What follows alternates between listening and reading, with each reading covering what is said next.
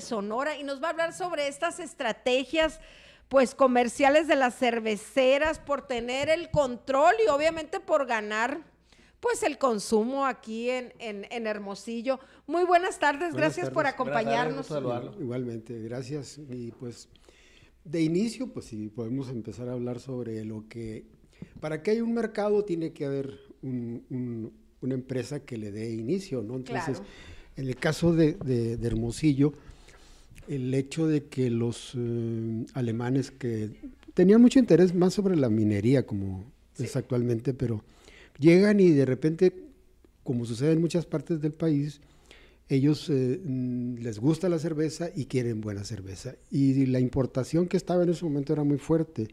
Cuando se inicia la industria cervecera es a finales del siglo XIX, en el 97 con la puesta aquí en Hermosillo, pero más atrás hay la Toluca, que después la va a comprar la Modelo. Es toda una historia ahí que está en la tesis ahí. Pero aquí lo interesante es, cuando tú tienes un mercado es porque ya tienes el consumo, digamos, Claro. y la producción. O sea, Sí. finalmente, si no hay, pues no hay quien tome, ¿no?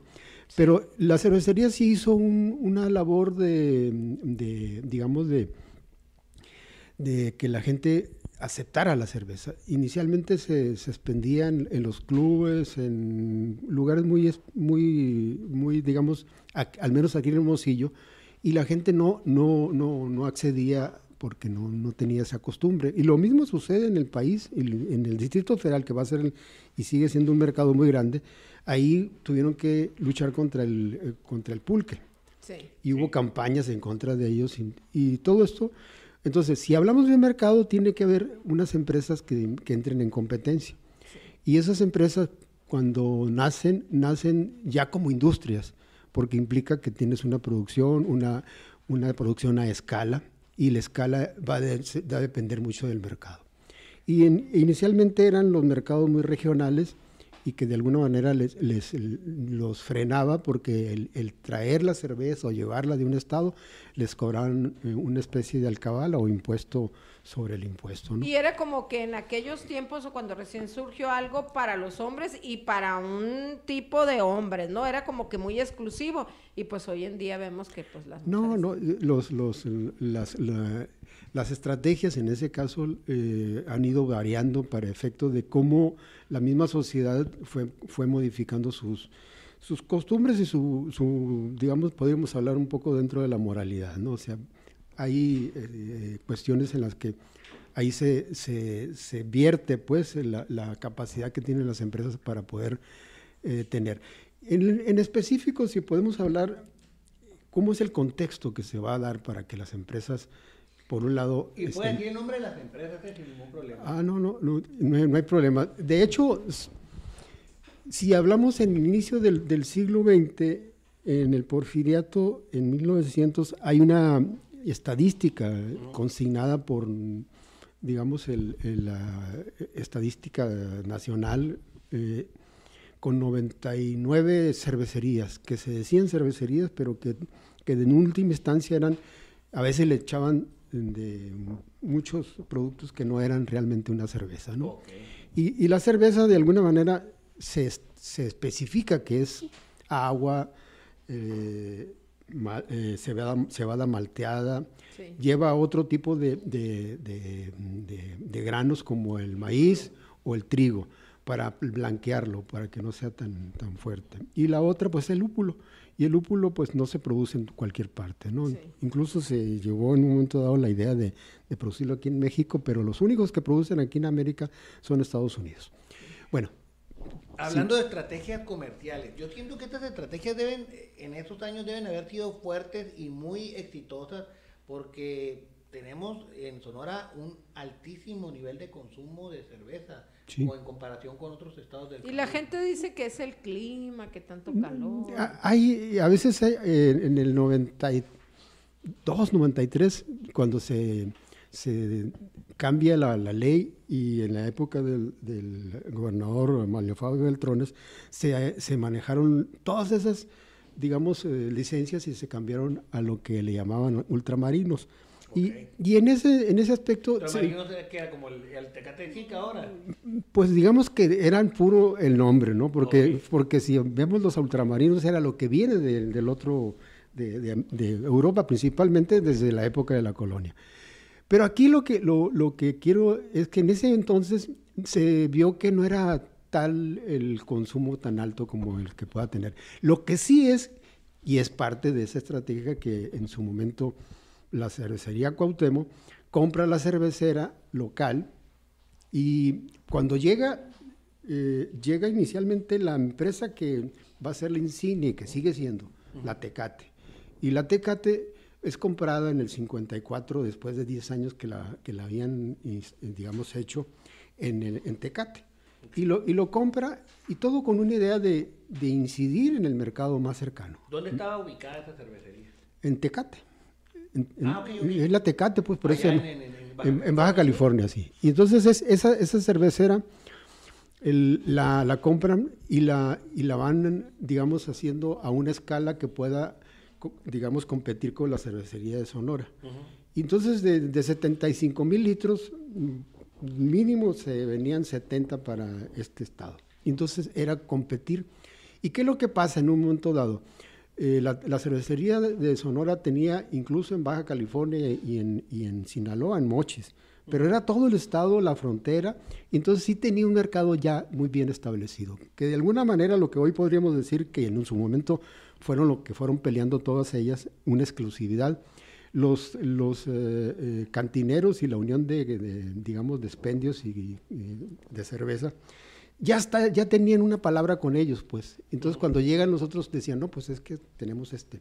Y ahí es donde empieza todo una estrategia para poder abarcar otros mercados. Y ahí, pues, la ciudad crece, tiene necesidad de las colonias, se necesita agua, luz, principalmente agua y luz. El pavimento y el drenaje llega después. Pero digamos que eso va a permitir, bajo una ley de participación de los municipios y sobre todo los comités vecinales que se crean en cada cabecera. Hermosillo tenía unos 30, digamos, comités en distintas colonias que estaban en pleno crecimiento. Una de ellas era la Olivares. ¿Y qué es lo que van a hacer ellos? Primeramente, pues van a incidir en los fines de semana, hacen las canchas, hacían el piso y lo cobraban después con la exclusividad, ya sea la misma cervecería local o las otras, ¿no? Principalmente la que va a ser la Cuauhtémoc. ¿Y qué es lo que sucede? Esa es una de las primeras estrategias. La segunda son los changarros, sí, o los abarrotes. Y ahí una de las cosas que va a ser preponderante, que cuando se federaliza la producción y consumo de la cerveza en 1949, en abril más o menos, se aprobó en la Cámara en el 48, pero hubo ciertas fricciones, tenían mucho más que perder que ganar, pero ni modo. Los estados decían, yo estoy perdiendo, por ejemplo, por decirte algo, Sinaloa decía que ganaba al año 300,000 y le iban a dar 75. Pues y entonces eso les permitió a ellos incidir primeramente en esos comités, después en los abarrotes, y terminan, digamos, en una especie de que al final se da, pues, en un poblado como el Miguel Alemán, que está en crecimiento, en 1968 apenas crece, les ponen una escuela y luego, estaba el Seguro Social. Es interesante lo que se platica ahí en la tesis sobre el director digamos, del centro hospitalario ese, donde hace un retrato de quiénes iban llegando y cómo estaban, ¿no? O sea, sí, dentro de esa característica de cómo llegaban las gentes casi con carpas y todos y estaban ahí. ¿Qué es lo que sucede? Al final, ellos tienen unas restricciones en ese momento, por eso buscan. Y por eso buscan compensar con otras acciones, porque las estrategias veo que más que publicitarias fueron de que te doy, sí, pero me expandes, ¿no? Y claro, ahí donde... Permites, ¿no? Sí, o sea, me expandes, me permites. Pero ¿no? todos estaban en esa misma condición porque eran las reglas establecidas, y les voy a decir por qué. En la Ley Federal del Trabajo decía que lo que hasta la fecha lo sigue siendo, parte de lo que es que no pueda haber un expendio o lo que fuera cerca de un centro de trabajo, sí, o de la escuela, de una iglesia. Sí. Y se hace un reglamento y es donde viene todo un estira y afloja con la unión con la organización que representaba a los 3 cerveceros. ¿Qué es lo que van a hacer al final? Van a, y es todo para los 80, ya había una situación donde ellos buscan ya no los abarrotes, sino las gentes que en su propio domicilio vendan. Okay. Los llamados aguajes. ¿Y en qué tiempo fue de los aguajes? Los 80s y todavía hasta hace cuando... La clandestinidad. Que de hecho todavía ahorita con la pandemia sucedió. Y yo creía que la clandestinidad había sido o sea, cada persona pensó en hacerlo, pero no sabía que había sido la estrategia. No, ¿de dónde? O sea, sí, ¿cómo? ¿Cómo ¿Cómo no, ibas a tener ¿De dónde vas a sacar? Pues. Hay consignaciones donde de repente se mandan al poblado Miguel Alemán 5,000 caguamas. Sí, pues. ¿Qué pachanga vas a hacer? No sé si usted ahí puso el dato o lo investigó. ¿Cuántos aguajes llegaron a existir? O aquí en Hermosillo, no sé si una idea. Yo consigno incluso nombres y domicilios, o sea, porque ahí están consignados en la historia. ¿Y más o menos cuántos? Eran muy recurrentes, casi eran en varios momentos de que se da. Acordemos de que el panismo con Casimiro Navarro, él es el que va a meter todo eso, porque había una permisividad por los demás, y sin hablar de política, simplemente ya se había establecido ese control, porque curiosamente muchos de esos comités se convirtieron en parte de lo que no decía la ley. No se debe de ser partidario, y sin embargo muchos de esos comités terminaron siendo parte de los partidos políticos. Eso es todo un rollo porque finalmente es parte del estira y afloja en la política. ¿Y qué es lo que va a hacer Casimiro? Pues incidir. Y en varias ocasiones está consignado ahí en el archivo sobre varias incursiones en las que lo hicieron, no nomás aquí en Hermosillo, sino en el poblado Miguel Alemán y en Bahía de Quino. ¿Qué es lo que hacían? Pues finalmente, pues era lo que hablaban, la venta en exceso en los restaurantes sin comida. El reglamento decía que si tú vas a tomarte una bebida o dos, pero no te vas a emborrachar. Sí. Entonces cuando se hablaba de exceso... Pero era el reglamento nomás, ¿no? No, el reglamento sí fue aplicado en distintos momentos y hubo muchas presiones por parte de los empresarios cerveceros, porque implicaba una cosa, cuando se hace la ley de sobreproducción de cerveza, se federaliza, les toca participaciones. Es decir, hay un porcentaje que se eleva al número de habitantes que tiene y entonces se les da un dinero a cada municipio. A uno les toca cualquier cosa, pero digamos de los que eran grandes como Hermosillo y Obregón, sí les tocaba bastante. Antes era más fuerte la Modelo, aquí... Lo que sucedió con la Modelo ya es interesante porque ellos compran... eran gente que no venía de ninguna empresa más que de una... que era Iriarte, era dueño de una levadura. Conocía más o menos el proceso porque está dentro del proceso de la levadura en lo que es el principio de la cerveza. Y con unos empresarios se avienta a crear la Modelo. Pero nada tonto porque compra más adelante, 10 años después, ellos son del 25 y el 35 compran la Toluca y México. Sí. La Victoria era de la Toluca y México. Ellos crean la Extra.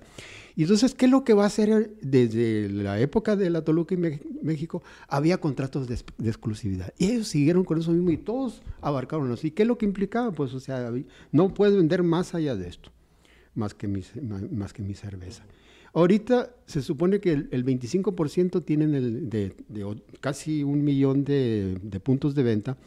Ellos, claro, se quedaron con los mejores. Si tú vas al aeropuerto de la Ciudad de México, en algunos restaurantes está la Heineken y la Tecate. Sí. Pero no lo van a soltar los mejores, pero la COFECE... la Tecate está bien fuerte donde quiera. Y entonces la Tecate es porque bajo esa estrategia que tiene mucho de larga data, el por qué sigue siendo una cerveza que es muy consumida. Sí. Y ahorita... y volvió a revivir la Tecate Roja, porque como que la Tecate Roja se había... Que ya no es igual.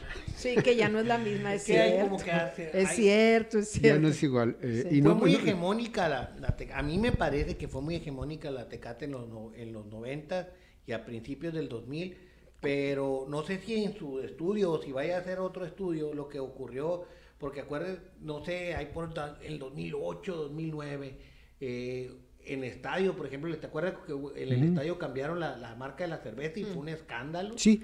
La Expo Gan cambió la marca de la cerveza. Sí, Uy, era como que había casi traicionado al... los hermosillenses.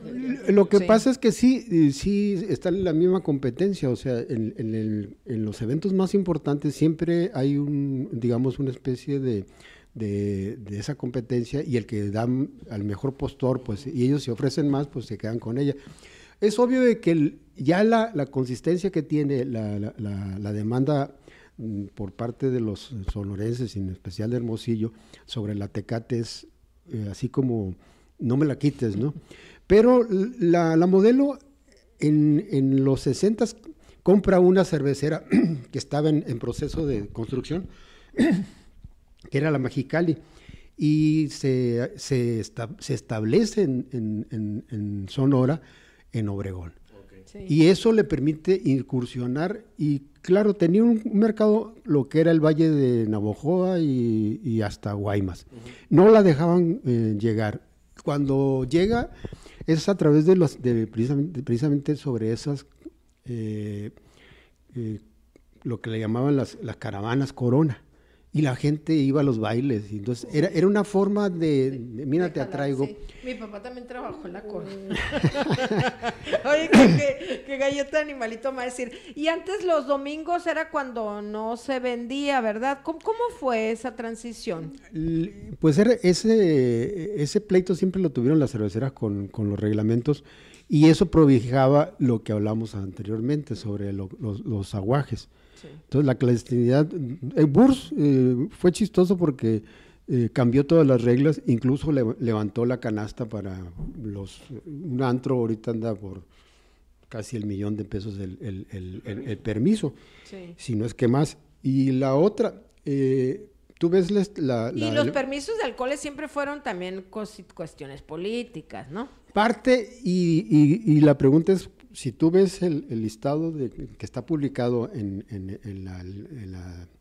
la Dirección de Alcoholes, vas a encontrarte que muchas de las licencias las tienen las empresas, cosa que digamos, la ley nunca habla, o al menos en aquellos entonces, porque ellos acapararon de lo que te decía, que son casi, les decía a los dos, casi 1 millón en el país. Sí.